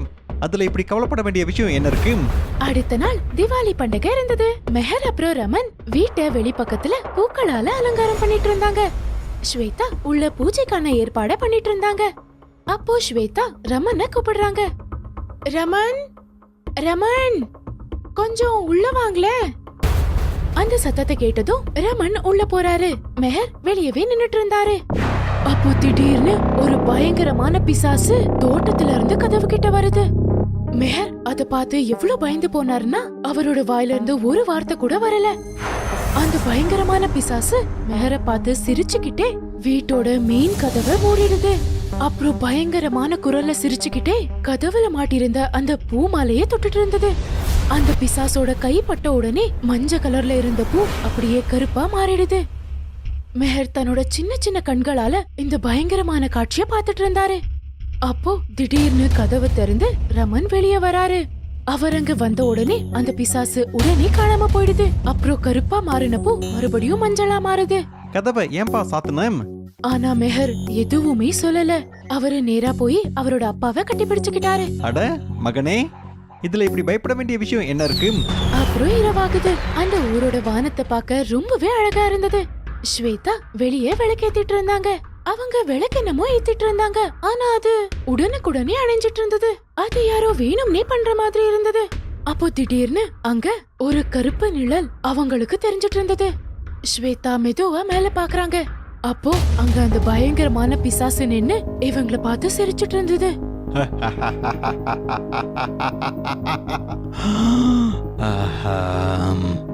ஸ்வேதா விளக்க அங்கேயே விட்டு வீட்டுக்குள்ள ஓடி போறாங்க. உள்ள போய் வேகமா கதவை சாத்திக்கிறாங்க. உள்ள ரமன் மெஹருக்கு புரிய வச்சிட்டு இருந்தாரு. கவலைப்படாத மகனே, அதுவும் கற்பனையா இருக்கும். கவலைப்படாத, முதல்ல பூஜை பண்ணிடலாம், அப்புறம் போய் நிறைய பட்டாசுகளை வெடிக்கலாம். அப்புறம் ஸ்வேதா மெதுவா அங்க நடந்து போறாங்க. அப்புறம் ரமன் கிட்ட சொல்றாங்க, இது யாரோட கற்பனையும் இல்ல ரமன், இங்க நிஜமாவே பிசாசு இருக்கு. தப்பெல்லாம் என்னோடதுதான். நான் தான் இங்க வரலாம்னு உங்ககிட்ட சொன்னேன். நம்ம உயிரு ரொம்ப பெரிய ஆபத்துல இருக்கு ரமன். வாங்க வாங்க, நம்ம உடனே இங்க இருந்து கிளம்பி போகலாம். சீக்கிரம் வாங்க, நாம போகலாம். என்ன? வாய்ப்பே இல்ல. அப்போ திடீர்னு யாரோ ரொம்ப வேகமா கதவை தட்டுற சத்தம் அவங்களுக்கு கேக்குது. ஜன்னலையும் யாரோ தட்டிட்டு இருந்தாங்க. ஸ்வேதாவும் மெஹரும் ரமனை கட்டி பிடிச்சுக்கிறாங்க. கொஞ்ச நேரத்துக்கு அப்புறம் கதவையும் ஜன்னலையும் உடைச்சுக்கிட்டு ரொம்ப அதிகமான பிசாசுங்க வீட்டுக்குள்ள வந்துடுது. ஸ்வேதாவும் மெஹரும் பயத்தால ரமன் பக்கத்திலே இருந்தாங்க. ரமனும் ரொம்பவே பயந்து போயிருந்தாரு. உங்களுக்கெல்லாம் என்ன வேணும்? எதுக்கு தொல்லை பண்றீங்க? நாங்க இங்க திவாலி கொண்டாட தான் வந்தோம். ப்ளீஸ் எங்களை நிம்மதியா வாழ விடு. இங்க இருக்க முடியாது. முதல்ல இங்க இருந்து கிளம்புங்க. அதுவும் இப்போ உடனே. நாங்க கடந்த 10 வருஷங்களாம் இந்த பாலடைஞ்ச வீட்டில தான் இருக்கோம். இனிமே இந்த வீடு எங்களுக்கு சொந்தம். இங்க இருந்து கிளம்பி போயிடுங்க. இங்க இருந்து கிளம்பி போயிடுங்க. ரமன் இதை ஏத்துக்கிறாரு. ஸ்வேதாவும் மெஹரும் ரொம்பவே பயந்து போயிருந்தாங்க. அப்புறம் ஒரு பிசாசு உள்ள போய் இவங்களோட எல்லா பொருட்களையும் பேக்ல பேக் பண்ணி வெளியே எடுத்துட்டு வருது. ரமனும் ஸ்வேதாவும் பயந்து பயந்து அதுகிட்ட இருந்து பேக் வாங்கிக்கிட்டு மெஹரையும் கூட்டிக்கிட்டு கார்ல உட்காந்து திவாலிக்கான அன்னைக்கு இரவே அவங்க மும்பைக்கு கிளம்பி போயிடுறாங்க. மும்பைக்கு வந்த அடுத்த நாளே ரமன் கொங்கன்ல இருக்கிற ஒரு பில்டருக்கு கால் பண்றாரு. அப்புறம் அவரோட அந்த பயங்கரமான வீட்டை வித்து ஆன்லைன்லயே பணத்தை டிரான்ஸ்பர் பண்ணிட சொல்றாரு. அதுக்கப்புறம் இனிமே எப்பவுமே சாவந்த்வாடியில கால் வைக்க கூடாதுன்னு அவரு முடிவெடுத்துடுறாரு. பேயின் ஊர்கோலம். இந்த பயங்கரமான கதை சோலாப்பூர் சிட்டிய சேர்ந்தது. சோலாப்பூர்ல பேடி பாசாக் அப்படிங்கிற ஒரு ஊர் இருந்தது. அங்க ஒரு மாப்பிள்ளையோட ஊர்கோலம் நடந்துட்டு இருந்தது. மாப்பிள்ளை பேரு சந்தேர். சந்தேர் ரொம்ப சந்தோஷமா இருந்தாரு. அட டான்ஸ் ஆடுங்க. ஏய் ரகு, டான்ஸ் ஆடு. என்ன குடிச்சது பத்தலையா? சந்தேரோட எல்லா ஃப்ரெண்ட்ஸும் குடி போதையில இருந்தாங்க. அப்புறம் அவங்க சந்தோஷமா டிஜேவுக்கு டான்ஸ் ஆடிட்டு இருந்தாங்க. அந்த ஊர்கோலம் பேடி பாசார் வழியா போயிட்டு இருந்தது. எல்லாரும் அவங்கவங்க வீட்டு தெருல நின்னு ஊர்கோலத்தை பாத்துட்டு இருந்தாங்க. அவங்க பட்டாசு வெடிச்சிட்டு இருந்தாங்க. அப்புறம் பனமழையே பெஞ்சிட்டு இருந்தது. அந்த ஊர்கோலம் ரொம்பவே வண்ணமயமா இருந்தது. அட முன்னாடி போங்க, மண்டபம் தூரத்துல இருக்கு. முன்னாடி போங்க. அட தாத்தா, சும்மா தொல்லை பண்ணாதீங்க. அவ்வளோ அவசரம் இருந்தா நீங்களே மண்டபத்துக்கு போய் கல்யாணம் பண்ணிக்கோங்க. அந்த வயசானவரு ரொம்பவே கோவப்பட்டு சந்தேரா கிட்ட போய் கம்ப்ளைண்ட் பண்றாரு. இங்க பாருப்பா சந்தீர், என்ன மாதிரியான நண்பர்கள் அவங்க? எப்படி பேசுறதுன்னு கூட அவங்களுக்கு தெரியல. அப்புறம் நேரத்தை எப்படி வேஸ்ட் பண்றாங்க பாரு. அவங்களுக்கு கொஞ்சம் சொல்லுப்பா, டான்ஸ் ஆடுறது குடிக்கிறதுலாம் ரொம்ப அதிகமாயிடுச்சுன்னு. அட சித்தப்பா, நீங்க சும்மா தொல்லை பண்ணிட்டு இருக்காதீங்க. கல்யாணம் என்ன அப்பப்போவா நடக்குது? விடுங்க, அவங்க ஆடட்டும். உங்களுக்கு கஷ்டமா இருந்தா நீங்க போய் வேணா மண்டபத்துல உட்காந்துக்கோங்க. மாப்பிள்ளையும் இப்படி பேசுறத கேட்டு யாருக்குதான் கோவம் வராது? மோட சித்தப்பாவுக்கு ரொம்ப கோவம் வந்து அவரோட சொந்தக்காரங்களை எல்லாம் கூட்டிக்கிட்டு அவரு மண்டபத்தை நோக்கி நடந்து போறாரு. இப்போ அந்த ஊர்கோலத்துல எல்லா யங் பாய்ஸ் தான் இருந்தாங்க. அது மட்டும் இல்லாம அவங்க ரொம்ப அதிகமா குடிச்சிருந்தாங்க. அப்புறம் செம்மையா டான்ஸ் ஆடிட்டு இருந்தாங்க. நைட் ஆகிட்டே இருந்தது. ஆனா அவங்க எல்லாம் அங்க இருந்து கிளம்புற மாதிரியே தெரியல. டிஜேல ரொம்ப சத்தமா பாட்டு போட்டு இருந்தாங்க. பசங்க எல்லாம் செம்மையா என்ஜாய் பண்ணிட்டு இருந்தாங்க. இதால அக்கம் பக்கத்து வீட்டுல இருக்கிறவங்களுக்கு ரொம்ப தொந்தரவா இருந்தது. ஓ அட ஆடுங்க. ஒரு ஆளு சந்தேர் கிட்ட போய் சொல்றாரு, ஏய் இங்க பாருப்பா, உங்க ஆட்டப்பாட்டம் அதிகமாயிடுச்சு. இங்க இருந்து போங்க, நாங்க தூங்கணும். இல்லனா இந்த ஊர்கோலத்தை கெடுத்து விட்டுருவோம். இது ஒண்ணும் காலியான இடம் இல்ல, ஞாபகத்துல இருக்கட்டும். சந்தேர் பயந்துடுறாரு. அப்புறம் அவங்க ஃப்ரெண்ட்ஸ் கிட்ட சொல்றாரு, நண்பர்களே வாங்க நம்ம இங்க இருந்து போலாம். அவங்க திட்டுறாங்க. என்னப்பா சந்தீர், நீதானே சொன்ன நைட்டு முழுவதும் பார்ட்டி இருக்கும்னு. ஆனா இப்ப என்னன்னா கிளம்ப சொல்ற? சே, அட நான் ஒன்னும் நேரா மண்டபத்துக்கு போலான்னு சொல்லலையே. நாம முதல்ல இங்க இருந்து போலாம். அப்புறம் அங்க பாரு, ஒரு அமைதியான பிரிட்ஜ் இருக்கு, நாம அங்க போலாம். டிஜேவையும் கூட கூட்டிட்டு போலாம். டிஜேவை அங்க இருந்து கூட்டிக்கிட்டு அவங்க பக்கத்துல இருட்டா இருக்கிற ஒரு இடத்துக்கு போறாங்க. மறுபடியும் அவங்க டிஜேவை ஆன் பண்ணி அவங்க எல்லாம் ரொம்ப சந்தோஷமா ஆட ஆரம்பிக்கிறாங்க. அப்போ திடீர்னு டிஜே ஆஃப் ஆயிடுது. அப்புறம் அந்த இடம் ரொம்ப அதிகமா இருட்டிக்கிட்டே வந்தது. அந்த இடம் முழுக்க ரொம்ப அமைதியா இருந்தது. அட எப்படி இவ்ளோ இருட்டாச்சு? கேண்டில எரிய விடுங்க. அப்போ அந்த அடர்ந்த இருட்டுல டிஜே ஆன் ஆகுது. எல்லாரும் டிஜேவை பாக்குறாங்க. பார்த்து எல்லாம் பயந்துடுறாங்க. அங்க நிறைய பேய்கள் இருந்தது. சிரிச்சுக்கிட்டு நின்னுட்டு இருந்தது. அத பார்த்து அவங்க ஃப்ரெண்ட்ஸ் எல்லாம் பயந்துகிட்டு அங்கேயும் இங்கேயும் ஓட ஆரம்பிச்சாங்க. சந்தேரோட குதிரையும் அங்கேயே நின்னுட்டு இருந்தது. அப்புறம் திடீர்னு ரொம்ப வேகமா பட்டாசு அடிக்க ஆரம்பிக்கிறாங்க. வேகமா காத்தும் வீசிட்டு இருந்தது. ஏய் டான்ஸ் ஆடுங்க. மெதுவா பேய்கள் டான்ஸ் ஆட ஆரம்பிக்குது. சந்தேர் அப்புறம் அவரோட எல்லா ஃப்ரெண்ட்ஸும் அத பாத்துக்கிட்டு அப்படியே உறைஞ்சி போய் அந்த இடத்துல நிக்கிறாங்க. சந்தீர், என்னப்பா இது? அட எனக்கு மட்டும் என்னப்பா தெரியும் இதெல்லாம் என்னன்னு? ஐயோ, பேய் ரொம்ப விசித்திரமா டான்ஸ் ஆடிட்டு இருந்தது. கொஞ்ச நேரம் டான்ஸ் ஆடினதுக்கு அப்புறம் டிஜே திடீர்னு ஆஃப் ஆயிடுது. அப்புறம் அந்த எல்லா பேய்களும் சந்தேர் அப்புறம் அவங்க ஃப்ரெண்ட்ஸை நோக்கி வந்துட்டு இருந்தது. அங்க இருந்த எல்லாரும் ரொம்பவே பயந்து போயிருந்தாங்க. பயத்தால அவங்க எல்லாருக்கும் வேர்வை வந்துட்டு இருந்தது. அப்போ அந்த எல்லா பேய்களும் மாப்பிள்ள இருக்கிற இடத்துக்கு கிளம்பி போகுது. எல்லாருக்கும் ரொம்ப வேகமா மூச்சு வாங்கிட்டு இருந்தது. ஏய் அடிங்க. மறுபடியும் டிஜே ஆன் ஆகுது. அந்த பேய்கள்ல ஒரு பேய் டிஜேல உட்கார்ந்து நல்லாவே ஆபரேட் பண்ணிட்டு இருந்தது. எங்க கூட சேர்ந்து டான்ஸ் ஆடுங்க, இல்லனா நீங்க எல்லாரும் செத்துருவீங்க. பாவம் சந்தேரோட ஃப்ரெண்ட்ஸ் எல்லாம் ரொம்பவே பயந்து போய் அந்த பேய்ங்க கூட டான்ஸ் ஆடிட்டு இருந்தாங்க. அழுதுகிட்டும் இருந்தாங்க. அவங்களோட இந்த நிலைமைய பார்த்து பேய்களுக்கு ரொம்பவே சந்தோஷமா இருந்தது. அந்த பேய்ங்க எல்லாம் ரொம்ப சத்தமா கத்திட்டு இருந்ததுங்க. யாஹூ, இன்னைக்கு என் ஃப்ரெண்டோட கல்யாணம், இன்னைக்கு என் ஃப்ரெண்டோட கல்யாணம். அப்போ ஒரு பேய் சந்தேர் கிட்ட வருது. அப்புறம் சந்தேர அதோட கழுத்து மேல உட்கார வச்சுக்குது. என்ன விடுங்க, காப்பாத்துங்க. டான்ஸ் ஆடு, இல்லனா நான் உன்னை அப்படியே கீழே தள்ளி விட்டுடுவேன். சந்தேர் பயந்து போயிடுறாரு. அப்புறம் பேயோட கழுத்து மேலேயே உட்கார்ந்து டான்ஸ் ஆட ஆரம்பிக்கிறாரு. அந்த பேய் சந்தேரை கூட்டிக்கிட்டு மரங்களுக்கு மத்தியில இருட்டான இடத்துக்கு கூட்டிட்டு போகுது. அட நான் ஆடிட்டு தான் இருக்கேன், என்ன எதுக்கு பிரிட்ஜ் கிட்ட கூட்டிட்டு போறீங்க? என்ன விடுங்க. ஆனா பேய் போயிட்டே இருந்தது. அப்புறம் ஒரு பாலத்துக்கிட்ட போய் நிக்குது.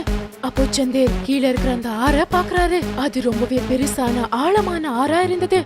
எங்களை எதுக்கு தொல்லை பண்ணிட்டு இருக்கீங்க? இன்னைக்கு எனக்கு கல்யாணம், தயவு செஞ்சு என்ன விட்டுருங்க. அன்னைக்கு எனக்கும் கல்யாணம் இருந்தது. என்ன? எனக்கு ஒண்ணுமே புரியல. அன்னைக்கு எனக்கும் கல்யாணம் இருந்தது. அன்னைக்கு நானும் உன்ன மாதிரி என் ஃப்ரெண்ட்ஸோட என்ஜாய் பண்ணிக்கிட்டு இருந்தேன். அப்புறம் அங்க எனக்கு மனைவியாக போறவங்க எனக்காக காத்துட்டு இருந்தாங்க. எங்களுக்கு நிறைய பேர் புத்திமதி சொன்னாங்க. ஆனா நாங்க அதை கேட்கவே இல்லை. அன்னைக்கு நாங்க ரொம்ப போதையில இருந்தோம். நாங்க குடிச்சுக்கிட்டே டான்ஸ் ஆடிக்கிட்டே இந்த பிரிட்ஜுக்கு வந்தோம். அப்புறம் ரொம்ப நேரத்துக்கு டான்ஸ் ஆடிக்கிட்டே இருந்தோம். இங்க மரத்தால செய்யப்பட்ட பிரிட்ஜ் இருந்தது. நாங்க ரொம்ப போதையில இருந்தோம். அந்த பிரிட்ஜ் உடைஞ்சிருச்சு. டான்ஸ் ஆடிட்டு இருந்த என் ஃப்ரெண்டோட சேர்ந்து நானும் கீழே விழுந்து இறந்துட்டேன். என்ன? ஆனா நீ ஏன் இதை என்கிட்ட சொல்லிட்டு இருக்க? ஏன்னா இன்னைக்கு உங்களுக்கும் இதுதான் நடக்க போகுது. என்னோட எல்லா ஃப்ரெண்ட்ஸும் உன்னோட எல்லா ஃப்ரெண்ட்ஸையும் இந்த பிரிட்ஜு கிட்ட கூட்டிட்டு வருவாங்க. அப்புறம் இந்த பிரிட்ஜும் உடைஞ்சிரும். நீங்கெல்லாம் இறந்து நீங்க எங்க கூடயே சேர்ந்துருவீங்க. இப்படி சொல்லிட்டு அந்த பேய் சத்தமா சிரிக்க ஆரம்பிக்குது.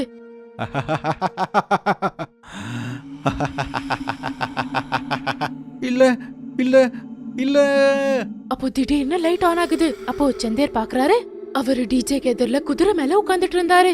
அங்க எந்த பேயும் இருக்கல. அட என்னதான்ப்பா பிரச்சனை? உங்களுக்கு காசு வேணுமா வேணாவா? டிஜே ஆஃப் ஆகி 1/2 மணி நேரம் ஆகுது. இல்ல சிவா, நம்ம நேரா மண்டபத்துக்கு போயிடலாம். ஆ? உனக்கு என்ன பைத்தியம் பிடிச்சிருச்சா? ஆ? இல்ல, எனக்கு எல்லாமே புரிஞ்சிருச்சு. அட வா, நாம பிரிட்ஜ் மேல போய் டான்ஸ் பண்ணலாம். Bridge dance. இங்க பாருங்க, நீங்க வேணும்னா போங்க, நான் வரமாட்டேன். எனக்கு சாக விருப்பம் இல்ல, நான் கல்யாணம் பண்ணிக்கணும்.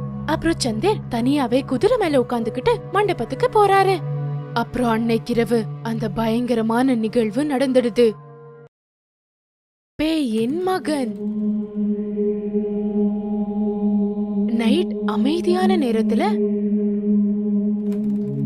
ரிதிமா அப்புறம் சஞ்சீவ் 2 பேரும் நடந்துகிட்டே ஒரு காட்டுக்குள்ள போயிட்டு இருந்தாங்க. என்ன யோசிச்சுட்டு இருக்க ரிதிமா? நமக்கு என்ன ஆகும்னு தாங்க யோசிச்சுட்டு இருக்கேன். ரிதிமா, நம்ம கையில இல்லாத ஒரு விஷயத்தை பத்தி யோசிச்சு என்ன பையன்? என்னால எப்பவும் அம்மாவே ஆக முடியாதா? நாம வேற டாக்டர் கிட்ட போலாமா? ரித்திமா, 10 டாக்டரை போய் பார்த்தாச்சு. இப்ப சிட்டில வேற எந்த டாக்டர் மீதி இருக்காங்க? அப்போ ஒரு குழந்தை அலற சத்தம் உங்களுக்கு கேக்குது. சஞ்சீவ், உங்களுக்கு ஒரு குழந்தை அலற சத்தம் கேக்குதா? எனக்கு அழுதுட்டு இருக்க அந்த பையன் தான் அங்க தெரியறான். அங்க பாரு, அந்த ரோடு ஓரத்துல. 2 பேரும் அந்த குழந்தை கிட்ட போறாங்க. இங்க பாருப்பா, ஏன் இங்க உட்கார்ந்து இருக்க? உன்னோட பேர் என்னப்பா? அந்த பையன் எந்த ஒரு பதிலும் சொல்லாம அழுதுகிட்டே இருந்தான். அழுதுகிட்டே அவன் திடீர்னு ஒரு பேயா மாறிடுறான். இல்ல, எப்படி கத்திக்கிட்டு ரிதிமா பெட்ல இருந்து எழுந்துடுறாங்க. அப்புறம் அவங்களுக்கு ரொம்ப அதிகமா மூச்சு வாங்குது. என்னாச்சு ரிதிமா? ஏதாவது கெட்ட கனவு கண்டியா? ரொம்ப கெட்ட. சஞ்சீவ், நம்ம கிருஷித்தை வீட்டுக்கு கூட்டிட்டு வந்து தப்பு பண்ணிடலையே. அப்படிலாம் யோசிக்காத ரிதிமா. கிருஷித் ஒரு நல்ல பையன். 2 நாள்லயே இவ்ளோ நல்லா இருக்கான். ஆனா என்ன அமைதியா பேசாம இருக்கான். அவனோட அப்பா அம்மா யாரு, எங்க இருக்காங்க? இப்ப கிருஷித் நம்மளோட பையன். இவ்ளோ நல்ல பையனை ரோட்ல விட்டுட்டு போனாங்களே, இப்போ அவங்கள பத்தி நாம ஏன் யோசிக்கணும்? இப்ப தூங்கு, நாளைக்கு கிருஷித்தை ஸ்கூல்ல போய் சேர்க்கணும். காலையில ஆகுது. ரிதிமா, கிருஷித் எங்க இருக்கான்? அவன் ரெடி ஆயிட்டு இருக்கான், சீக்கிரமா வந்துடுவான். கிருஷித் ஹால் கிட்ட வராரு. ஏதோ வந்துட்டான். மகனே, அங்க பாரு, ஒரு ஷூ லேஸ் நீ கட்டவே இல்ல. ரிதிமா அந்த ஷூவோட லேச கட்ட கீழே உட்கார்றாங்க. அப்போ அந்த பையன் திடீர்னு ரிதிமாவோட கழுத்தை தன்னோட பல்லால கடிச்சிடுறான். விடு விடு கிருஷித், விடு. கிருஷித் விடு. சஞ்சீவ் கிருஷித்தை ரிதிமா கிட்ட இருந்து இழுக்கிறாரு. அங்க பாரு, பல்லோட மார்க்கே வந்துருச்சு. நீ என்ன குழந்தையா இல்ல பேயா? விடுங்க சஞ்சீவ், அவன் ஒரு சின்ன குழந்தை. இங்க பாருங்க, நமக்கு ஒரு குழந்தை பிறந்தா அவனும் இப்படித்தானே பண்ணிருப்பான். ஆமா, பேய்தான். ஆனா இப்போ பையனா மாறி இருக்கான். மனுஷங்க எவ்வளோ பாசம் காமிச்சாலும் எங்களுக்கு தேவை இருக்கிறதெல்லாம் இந்த மனுஷங்களோட உயிரு தான். உயிரு. உன்னோட பேர் என்னப்பா? சார், இவனால பாய் பேச முடியாது. இவனோட டாக்குமெண்ட் சார், ஒரு நாள் ரோட்ல அழுதுட்டு இருக்கும்போது இவன் எங்களுக்கு கிடைச்சான். நாங்க இவனை தத்தெடுத்துக்கிட்டோம். ப்ராசஸ் நடந்துட்டு இருக்கு. டாக்குமெண்ட் சீக்கிரம் கிடைச்சிடும். சரி, நான் அட்மிஷன் பண்ணிடுறேன். நீங்க டாக்குமெண்ட்ஸை அடுத்த 1 வாரத்துக்குள்ளேயே கொடுத்துடுங்க. ஹரி. பியூன் வராரு. பையனை கிளாஸுக்கு கூட்டிட்டு போ. பியூன் கிருஷித்தை கூட்டிக்கிட்டு போறாரு. சஞ்சீவ் வீட்டுக்கு வராரு. ரிதிமா, எங்க இருக்க நீ? கிருஷித்தை ஸ்கூல்ல சேர்த்தியாச்சு. ரிதிமா. ரிதிமா படிக்கட்டுல இருந்து மெதுவா கீழே இறங்கி வராங்க. ரிதிமாவை பார்த்து சஞ்சீவ் அப்படியே ஷாக் ஆயிடுறாரு. ஐயோ கடவுளே, என்ன இது ரிதிமா? என்னாச்சு உனக்கு? அப்போ ரிதிமா சஞ்சீவுக்கு பக்கத்துல வந்து திடீர்னு அவரை கடிச்சிடுறாங்க. விடு கிருஷித், என்ன விடு. விடு என்ன. பியூன் அந்த இடத்துக்கு ஓடி வராரு. சைத்தான், கடிக்காத இரு, நான் இப்பவே உன்னை போய் கம்ப்ளைண்ட் பண்றேன். பியூன் கிருஷித்தை கூட்டிக்கிட்டு ஹெட் மாஸ்டரோட ரூமுக்கு போறாரு. என்னாச்சு ஹரி? சார், இந்த பையன் சுகையில ரொம்ப அதிகமா கடிச்சிட்டான். அவன் கழுத்துல இருந்து ரத்தம் வந்துட்டு இருக்கு சார். என்ன? நீ முதல்ல போய் சோகனுக்கு வைத்தியத்தை பாரு. இவனை நான் பாத்துக்கிறேன். பியூன் கிளம்பி போயிடுறாரு. கிர்ஷித், நீ இப்படி பண்ணுமுன்னு நான் நினைச்சு கூட பார்க்கல. மிஸ்டர் சஞ்சீவுக்கு நான் இப்பவே ஃபோன் பண்றேன். அப்புறம் பியூன் ஓடி ஓடி வராரு. சார், பெரிய பிரச்சனை ஆயிடுச்சு. சுகேல் மத்த பசங்க எல்லாத்தையும் கடிச்சுக்கிட்டு இருக்கான். என்ன? சரி வாங்க. 2 பேரும் ஓடி ஓடி போறாங்க. அப்புறம் அவங்க பாக்குறாங்க ஸ்கூல்ல இருக்கிற பசங்க ஒருத்தர் கடிச்சுக்கிட்டு இருந்தாங்க. எல்லாருக்கும் நீளமான பல்லும் நெகமும் இருந்தது. அப்புறம் கையிலயும் கால்லயும் நீளமா முடி வளர்ந்திருந்தது. ஐயோ கடவுளே, இங்க என்ன நடந்துட்டு இருக்கு? நிறுத்துங்க, நான் உங்களை நிறுத்துங்கன்னு சொன்னேன். அப்புறம் பெரிய பெரிய நெகம், பல்லு, அப்புறம் நீளமான முடி வளர்ந்திருக்கிற ஒரு டீச்சர் வராங்க. அவங்க அழுதுகிட்டே ஹெட் மாஸ்டர் கிட்ட வராங்க. மிஸ் நெகரா, இங்க என்ன நடந்துட்டு இருக்கு? சார், சுஹேல் என்ன கடிச்சிட்டான். இப்படி அழுதுகிட்டே டீச்சர் ஹெட் மாஸ்டர் கிட்ட வந்து திடீர்னு அவரோட கழுத்தை கடிச்சிடுறாங்க. மிஸ் மெஹரா, நீங்க என்ன பண்ணி வச்சிருக்கீங்க? ஹரி, சீக்கிரமா வா. போலீஸ், டாக்டர் எல்லாருக்குமே உடனே ஃபோன் பண்ணேன். சீக்கிரம் போ, நிலைமை இங்க ரொம்ப மோசமாகிட்டு இருக்கு.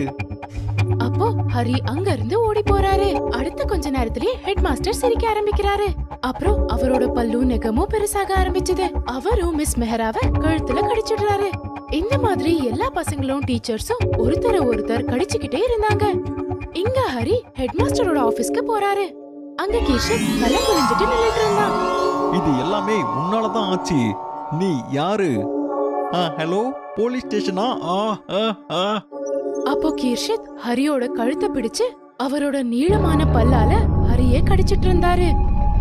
கீர்ஷித் ஒரு முழு பேயா மாறி இருந்தான். அது மட்டும் இல்லாம எல்லா பசங்களும் டீச்சர்ஸும் ஒருத்தர் கடிச்சுக்கிட்டே இருந்தாங்க. விசித்திரமான சத்தங்களும் கேட்டுட்டு இருந்தது. அப்புறம் விசித்திரமான விஷயங்களை செஞ்சுட்டு இருந்தாங்க.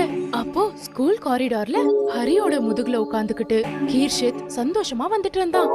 நீளமான பல்லு, நெகம், அப்புறம் நீளமான முடியோட ஹரி ரொம்ப பயங்கரமா இருந்தாரு. அப்புறம் ஒரு விலங்கு மாதிரி கை அப்புறம் காலால தவிழ்ந்து போயிட்டு இருந்தாரு. அப்புறம் கீர்ஷத்தை வெளியே கூட்டிட்டு போயிட்டு இருந்தாரு. எல்லாரும் ஒரு விலங்கு மாதிரி விசித்திரமான சத்தத்தோட கீர்ஷத்துக்கு வணக்கம் வைக்கிறாங்க. அப்புறம் அமைதியா உட்கார்ந்துக்கறாங்க. இந்த சைத்தானோட உலகத்துக்கு உங்க எல்லாரையும் வரவேற்கிறேன். நீங்க எல்லாருமே சைத்தான் ஆகியிருக்கீங்க.